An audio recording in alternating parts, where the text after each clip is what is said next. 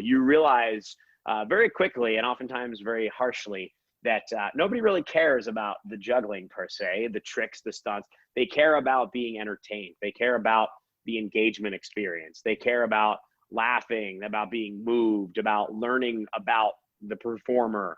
All right, how did he learn these tricks? Was there a mentor? Does it run in the family? Does it? How has he grown as a performer? Welcome to Your Intended Message, the perfect place for leaders and promising professionals who want to convey the intended message for greater success. Every week, we interview experts who address the challenges and best practices to deliver your message effectively. That might be one-to-one, one-to-few, or one-to-many. And perhaps the most important conversation, one to self. I'm your host, George Torok. My guest today is Jeff Civillico. Hello, hello. Here's 3 facts you should know about Jeff. There he is. Number 1, he's full of energy. You don't even have to tell you that. You can see that. Number 1, he's produced and starred in his own award-winning headline clean comedy show with Caesars Entertainment on the Las Vegas Strip for the past 10 years.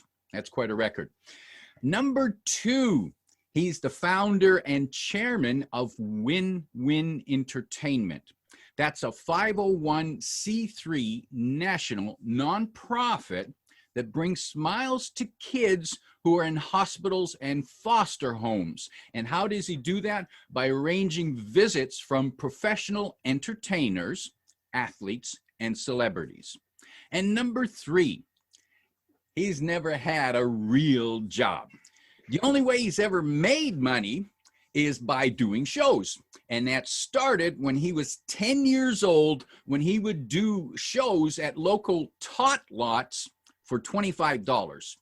Wow, $25 sounds like a lot of money for a 10-year-old. Jeff Civillico, welcome to Your Intended Message. Thanks so much, George. It is great to be here. And Jeff, I just thought I'd add, when we talk about what you're doing with Win-Win Entertainment and you arrange for these visits, we're not talking about half a dozen visits here, are we? What are we talking in terms of the numbers of visits athletes, celebrities are making to children? Yeah, so we're now up to 25 programs nationwide. So before coronavirus, all of our visits were in person. So we'd have performers, athletes in various cities or who were traveling to various cities. But now, of course, post-coronavirus, when everyone's virtual, we pivoted all of our programs online to be virtual. And that's actually been a really good thing for us in terms of impact and reach and accessibility, because now any hospital nationwide can sign up for our programs, and any performer, anyone can get involved from anywhere as long as they were connected to the internet. So we have people in smaller cities, in Columbus, Ohio, Tallahassee, Florida, wherever, zooming in or over WebEx or any of the other platforms to perform for kids in hospitals all over the country. It's really pretty incredible. I'm curious, that is a wonderful thing, a wonderful project to do, because these children in a hospital, I mean, it's terrible to be in a hospital at any time, especially when you're a child. What motivated you to start this program? So the first show I ever did publicly as a kid was a charity show. It was actually a show for a special needs school outside Philadelphia. So you mentioned, I used to do these shows way back in the day. 7, 8 years old, 9 years old. I started doing little shows in my kitchen, just for my grandparents and my grandmother. But then I started doing, when I started saying, hey, I'm a performer, I would go to these children's hospitals and go to the special needs home. I did a whole bunch of shows in high school. I formed a juggling club in high school. We used to do shows for senior care facilities and all sorts of outreach programs. So I really owe the charity performing to how I got involved in all of this and how I really fell in love with performing. So, a lot of performers, they will reach a certain point in their career and then say, okay, I'm going to start doing some charity work. For me, it was kind of the opposite. I started doing charity work. I started doing charity shows, and that's really how I cut my chops. And I never stopped. I always wanted to honor that part of how I got involved in the business. And so for a while, I was just making a commitment to do one charity show a month. That was just something that I like to do personally for me. I felt like that was my way of volunteering, my piece of philanthropy. And all through high school and college and after college, that's what I did.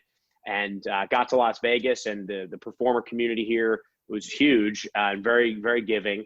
And now I had access to all these performers who were my friends, my peers, my colleagues. And I started doing these charity shows. And by that point, social media was, in full swing. And I would post pictures of these really moving moments in hospitals, and performers would say, "Hey, I want to do that. I want to get involved with that. How do I sign up, and how do I get involved?"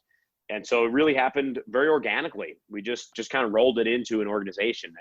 I felt like almost a charity agent. I was connecting all of these performers with all these hospitals and different programs, but obviously there was no money exchanged. It was purely just arranging time and talent. And at a certain point, I realized, okay, I have a stable of performers who are doing all these charity shows, and I have a roster of hospitals and foster homes and other organizations that wanted talent. And so I was in the middle matching them up. So it really, really happened organically. And it's 10 years now. It's been 10 years now. So it's pretty incredible. We started with just a couple of local hospital shows here in Vegas. And now, as I said, 25 programs nationwide, everywhere from Reno and Phoenix on the West Coast to New York and Orlando and on the East Coast. Now, the wonderful thing when you do that for children, my thinking is that children will remember that. And it's more likely that they will pay back in the future, that they were more likely to get involved in charity because of what it meant to them. And maybe the odd one might say, "I'm going to learn to juggle like Jeff Civillico." That poor kid. No, you're absolutely right. And so we actually started kind of just helping and serving everyone. It was the Win-Win Entertainment was had a very lofty and just not a very focused vision. And that's purely because I didn't come from the nonprofit world. I was an entertainer. I was like, "Oh, let's help everybody." And then I learned as time goes on to actually really help people. You need to narrow your focus, and you need to kind of pick, this is what we do, this is who we are. And once you do that, it'll actually be a deeper impact and a longer, more lasting reach. And so that's what we did. So we narrowed. We used to do senior care facilities and shows for the USO, and there's all sorts of organizations that do that already. So I thought, you know what, I'm going to focus on children's hospitals and foster homes, because the performers really love doing that. There's just something about doing a show for kids. Even if a lot of the performers I work with, we do shows for companies, we do corporate events. This is able to tap into a different side, a more innocent side, and a kind of a more playful. They can be a little sillier, a little goofier than they would if they're doing a corporate event or a motivational speech, perhaps. And so doing it for the kids is just, it's how can you say no? Like when you ask a performer, "Hey, would you mind Skyping in or Zooming in to this children's hospital?" I have yet to meet a performer that doesn't drop everything and say, "Oh my gosh, I would love to." They might say, "Oh, I can't do this one, I'm booked, but what about next week?" And fortunately, we have so many programs going. There's always a need. There's always a time and a place that we can arrange a visit based on availability. Jeff, in your role as a performer and entertainer from the age of 10, I'm guessing one of the important ways you need to communicate was not only to the people around you, but also to yourself. How does a 10-year-old, or how do you keep yourself motivated? How do you keep yourself focused? Because I imagine if you were doing all this entertaining while you're growing up, there must have been people around you saying, "That guy's not normal. He's weird." Well, George, I got news for you. They still say that. And now I'm 37, and they say things like, "How are you gonna do this? You're gonna get a real job." Exactly. I say, "Well, you know what? It's going pretty well. I love doing it. It's very fulfilling. Make great money doing it. So I don't really see a reason to stop. And I actually, it's funny you say that. Even graduating from college, I always thought, okay, I'm gonna do this. I'm gonna perform until I am not enjoying it. And I knew that a part of that, of course, was be able to thrive financially. So if at a certain point I'm that it kind of overwhelms me. And I think, you know what, this isn't fun anymore, because people always talk about the difference between doing something as a hobby and then when you make it your profession and you have to pay the bills and you think about your future and sustainability and everything. There's a lot more there going on. So I always said, if at any point I'm not enjoying this and I'm not succeeding, I'm not doing well financially, etc., say then I'll do something else. But until then, I'm gonna just run with this and give it a shot.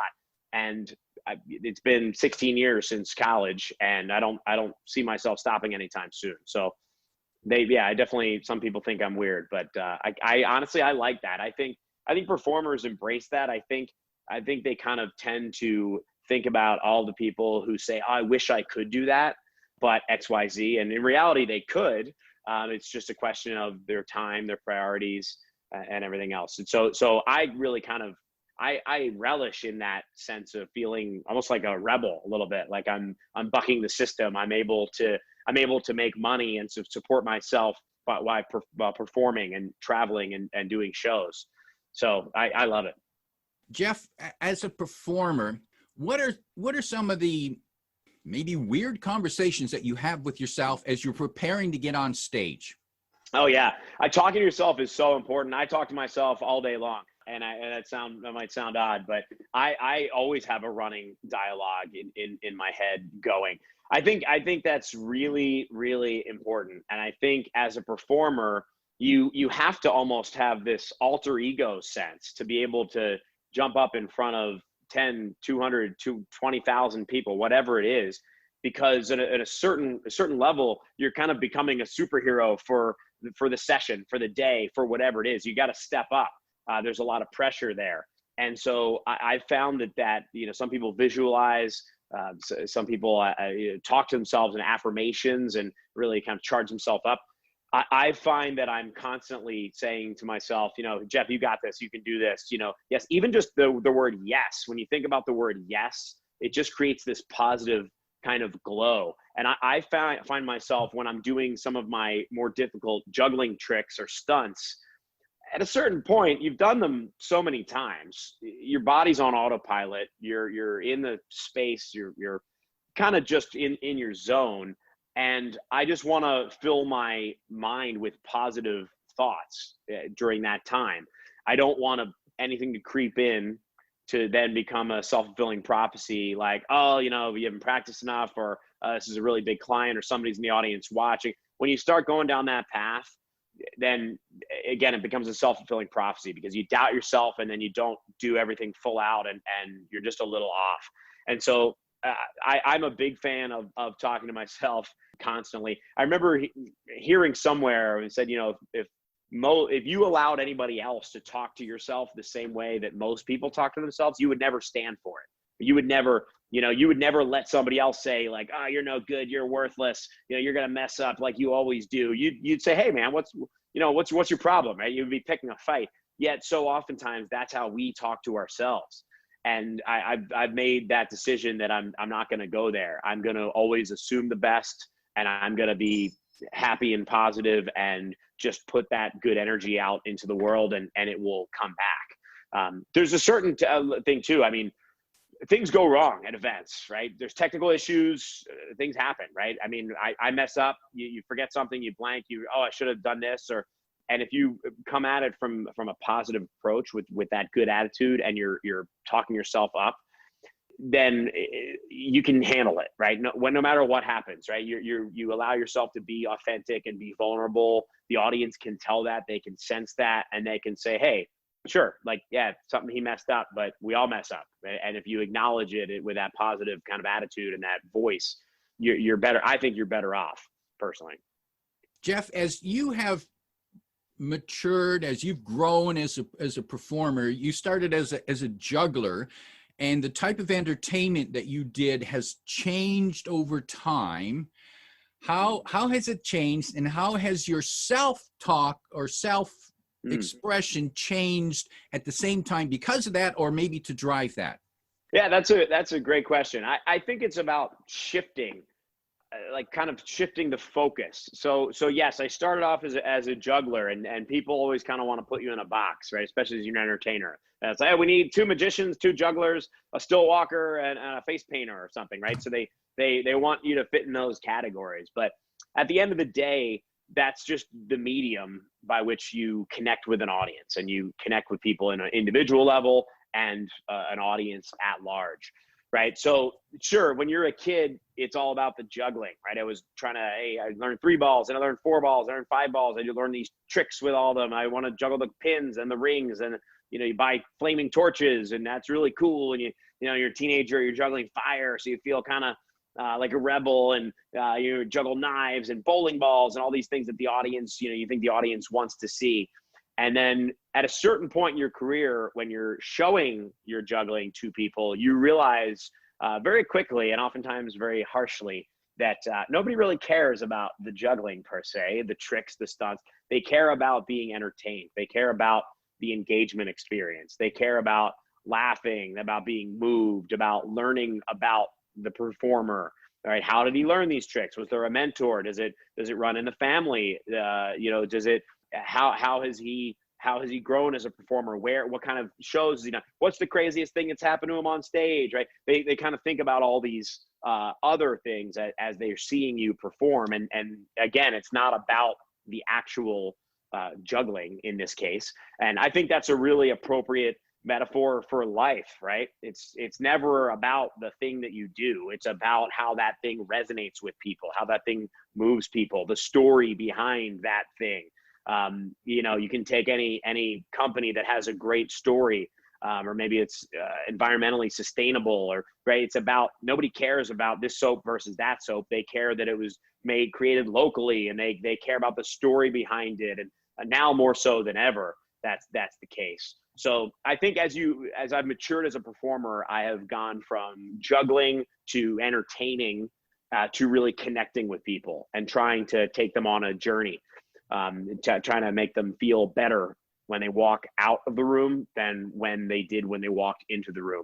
And that's a perfect tie-in with my nonprofit as well. Win-Win Entertainment. We're connecting people who need something, kids in hospitals, with people who want to do something, which is entertainers who want to give back. So I think it's a natural progression of life, right? You kind of think about a little more about giving back and connecting and moving people and legacy, and where's it all going? Those bigger existential questions. And for me, I think it's just really easy to see now as a kid. Okay, it was juggle.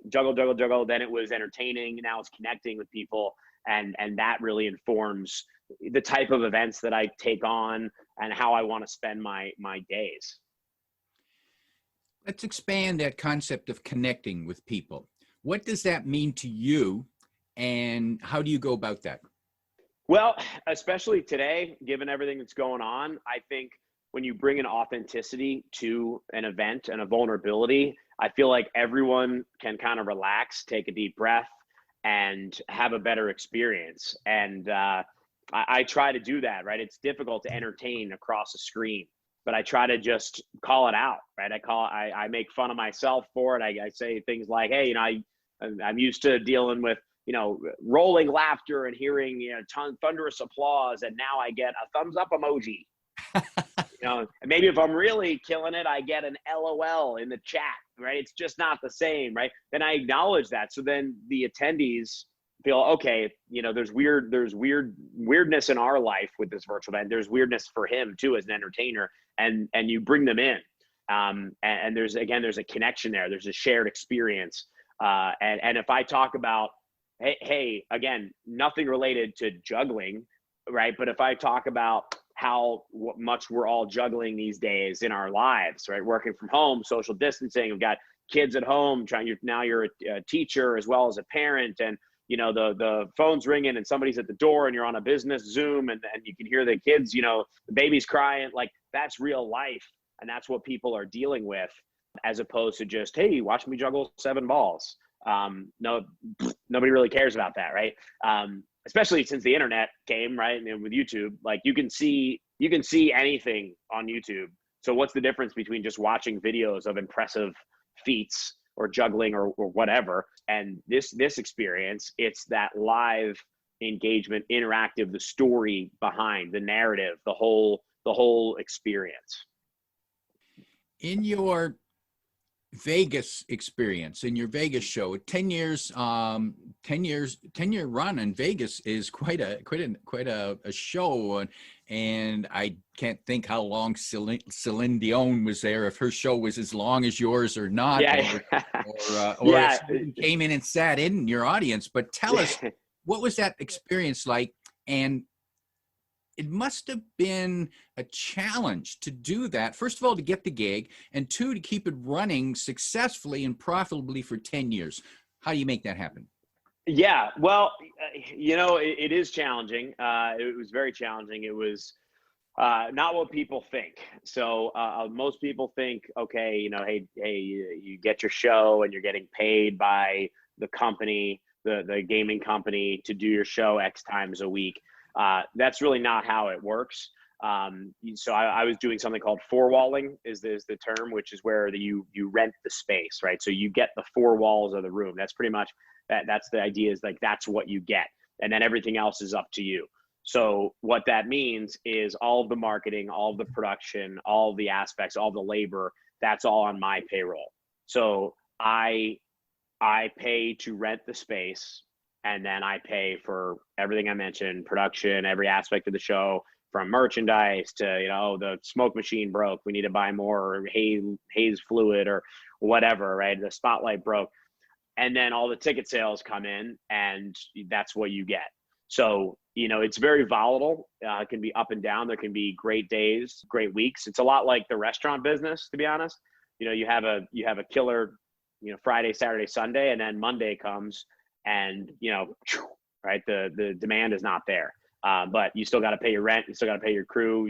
I'm still running marketing. I've got billboards and ads and everything else. So it's kind of eye-opening, right? It just, I look at things very differently now, right? When you say, like, people used to say, like, oh man, you got a billboard, like, you really made it. It's like, yeah, I paid for a billboard. Like, you could pay for a billboard too. Like, nobody says, like, I'm giving you, the billboard company doesn't say, like, you're successful enough that I'm putting you on my billboard. Like, it's business, right? And so there's even things like that where I walk into a show and I think, okay, I walk into a theater and I say, okay, there's, 20% of the room is filled here. Like, they're probably losing, $3,000 to $5,000 tonight, right? I think that way now, because I'm thinking, okay, what's the overhead? How big is the cast? What's the crew? How big is the room? What's the rent? And so everything is interconnected. So in that sense, it was a ton of work. But talk about communication. I had to communicate well with everyone, right? I mean, so many different people, all the different ticket brokers that distribute your tickets. So let's say I book an event and I have to take my show dark. I have to go off for a night. If I don't make sure everyone knows that, and I'm in Orlando doing a corporate event and people show up that they've bought tickets for, that's a major problem. And that means that ticket broker is not going to continue to sell my tickets because they had a bad experience, because those customers went back to that ticket broker and said, hey man, what gives? I bought tickets to a show. There was no show tonight. So all of the communication with all the ticket brokers and distributors, let alone the box offices at all of the properties on the strip, let alone your crew. Again, this is real life. Something happens. Oh, my stagehand, his wife, has an emergency and he can't come in and the show's in an hour, right? It's like, what do you do? How does that person, how have you set up the communication? How have you set up, does that person feel comfortable communicating that to me? Does that person feel responsible and is going to find someone else to replace him for the night? So, I mean, I had a company manager, I had, a sound person, a lighting person, a backstage person. I had merchandise people. I had promotional people that would be handing out flyers and trying to bring people to the show. All those people I had to communicate with, because they're really a team. And that was probably the biggest challenge, was learning how to communicate effectively with so many shows and so much room for error, right? Because the comedy show in and of itself is full of rooms for error. That's what makes it fun. So you bring people up on stage, I'm communicating with them in the moment, and sometimes people can be difficult. So, right, sometimes they can be great, sometimes they can be difficult, depends on a lot of things, right? If you bring a kid up on stage, who knows what they're going to say or do, right? That's kind of part of the fun, but they could start showing you dance moves that they learned for TikTok right in the middle of your bit. So I think, as far as the intended message, I love the name of your podcast, because there was it's really challenging to kind of craft and deliver my intended message to all these different parties, and to be constantly in communication, and make sure everything was going smoothly, and that everyone felt comfortable communicating with me in the right way. Jeff, you said it's not about the juggling. It's Mm-hmm. not about the maybe even the comedy. So what was your intended message that you wanted the audience to take away from your shows? Yeah, I would say it all comes down to, I want them to feel better when they walk out than they do when they walk in. So it's an escape, right? I want Better about themselves or better about the world? You know what? That's a great point. Both, because I want to be able to create a space where people can laugh and experience a completely unique, spontaneous event that will not ever be recreated. There will never be the exact same show twice, because it's all volunteer based, and what they give me and the energy that the audience gives me, I put back. So there will never be the same show twice. It can't happen. And I feel like I'm referencing a friend of mine, Tim Gabrielson, who's another performer, a good buddy of mine. He always talks about how that there's probably someone, you've got a room full of 200 people you're performing for. There's probably someone going through something that is so painful that if we all knew what that person was going through, right, we couldn't even bear it.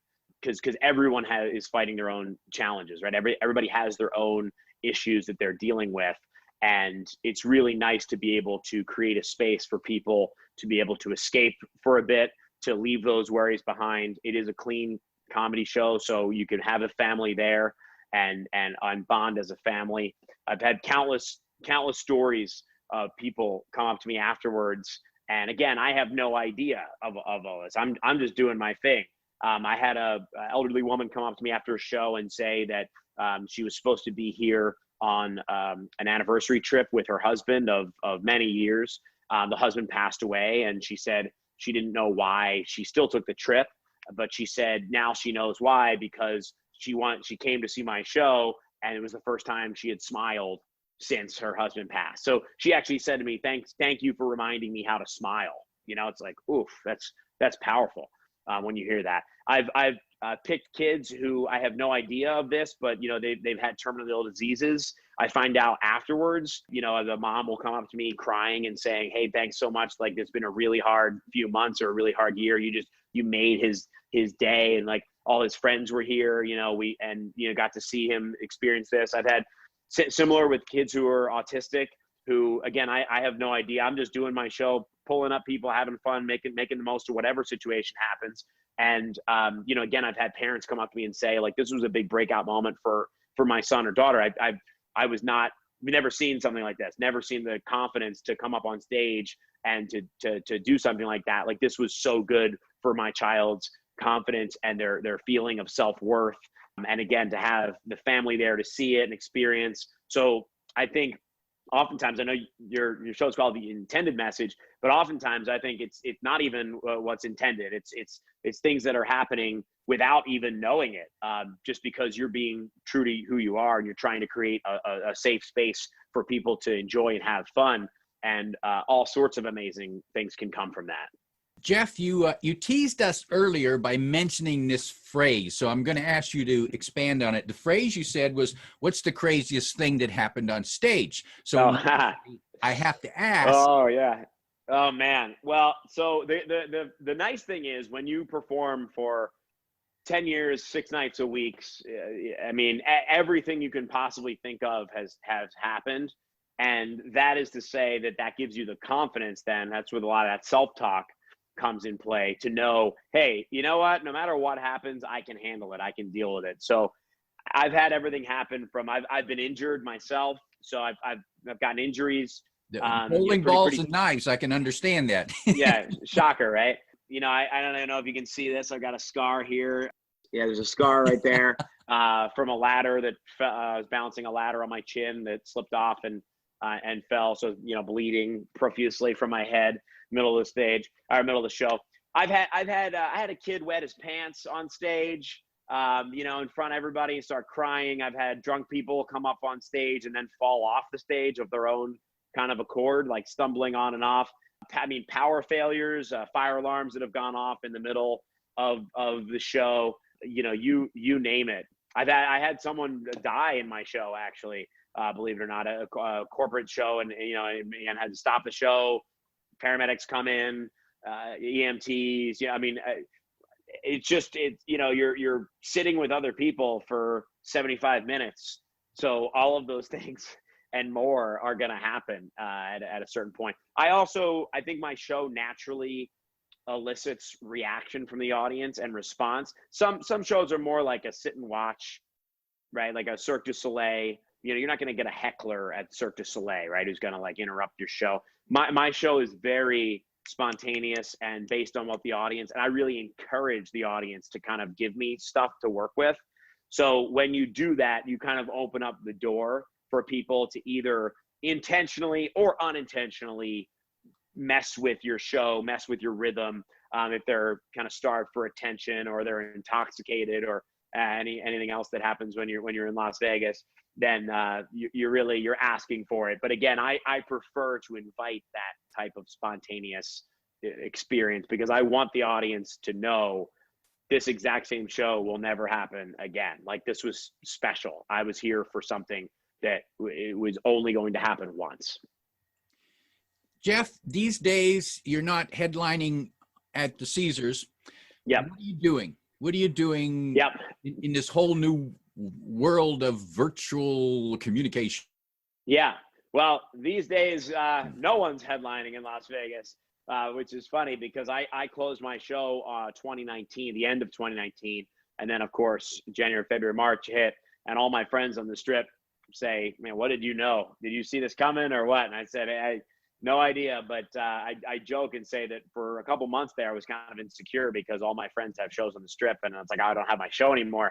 But now nobody has a show on the Strip anymore. So now we're all in the same boat. Yeah, I'm doing so much virtual work. I'm very grateful. September is actually the busiest month and financially the best month of my career ever, before or after coronavirus, which is pretty remarkable, I think, for me personally, since in March, all of my engagements for the rest of the year were wiped out. So I'm doing a lot of hosting. That I feel like that's really needed now with these corporate events virtually because everyone's in their own silo. They're all coming from home. And so I feel like now more than ever, you really need a host to pull together all the event elements, to tease out the themes, to connect the dots. A lot of that happens naturally on site when you're physically in the same room. The event gels. It happens, again, very organically. You might not plan it, but a speaker is going to come out and say, well, I love how so-and-so said this. I'm going to expand on that a little bit more. Or, wow, I love the way this person put that.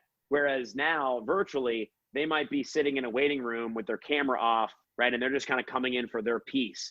They're not at the bar hearing, in a more informal way about challenges that the company is going through or challenges that the industry has. A lot of those moments, waiting in line at the bathroom, sitting at dinner, waiting to get on the bus to the social event off site. That's when a lot of that magic happens and a lot of that discovery happens. And so without that, again, having an MC who can still create that same kind of energy and still pull all of those event elements together, I think is really important. And fortunately, companies, associations, production companies, bureaus, they have seen that too. They understand that, and they've been keeping me busy with a lot of different events. Jeff, give us an example, one or two examples of something you've done in one of these virtual events as an MC that made a difference, and it wasn't something you planned. It just happened, and you were there, and you took it, and you made it work.